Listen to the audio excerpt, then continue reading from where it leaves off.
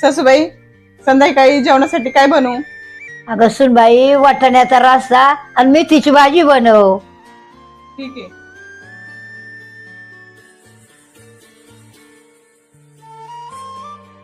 सासूबाई, संध्याकाळच्यासाठी भाकरी किती बनवू? पाहुणे येणार आहे ना संध्याकाळी, त्याच्यासाठी विचारते. काय बाईचं कौतिक, सगळं मी सांगायचं का? भाकरी किती करू, कालवण किती करू, भात किती घालू? अगं 2 पोरांची आई झाली, काय बनाव काय नाही, तुला त्याची अक्कल नाही?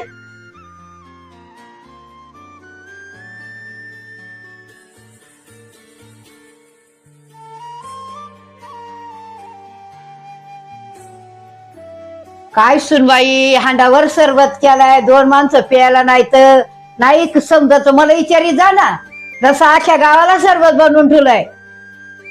अगं आई, काय झालंय? काय एवढा आरडाओरडा चाललाय?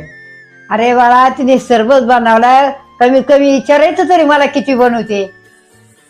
अगं आई, तिने याच्या अगोदर तुला कधीच नाही विचारलं का? आणि तेव्हा तू काय उत्तर दिलेलं? अरे बाळा, तुला काय म्हणायचं, 4 गोष्टी पण तिला बोलायच्या नाही काय?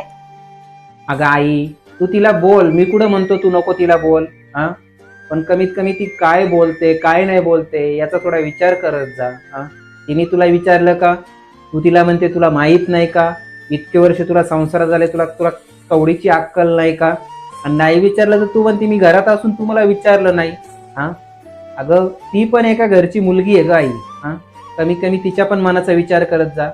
मला हे नाही म्हणायचं का तू तिला बोलू नको म्हणून. जिथं चुकते तिथं तू तिला बोलत जा, पण कमीत कमी थोडं तिच्या पण मनाला समजून घेत जा. जशी ती तुझ्या मनाला समजून घेते तसंच तू पण तिला समजून घेत जा. प्रत्येक घरामध्ये हाच प्रॉब्लेम आहे. कधी सून समजून नाही घेत, कधी सासू समजून घेत नाही. अगं, सासू सुनांचं नातं इतकं खूप छान आहे ना, समजून घेतलं तर माई लेकींपेक्षा कमी नाही. बाळा, तुझं बरोबर आहे रे. सुनबाई, माझी चूक झाली. ठीक आहे सासूबाई, पण माफी मागायची काहीच गरज नाही. माझं एकच म्हणणं, प्रत्येक वेळेस तुम्ही मला फक्त समजून घ्या.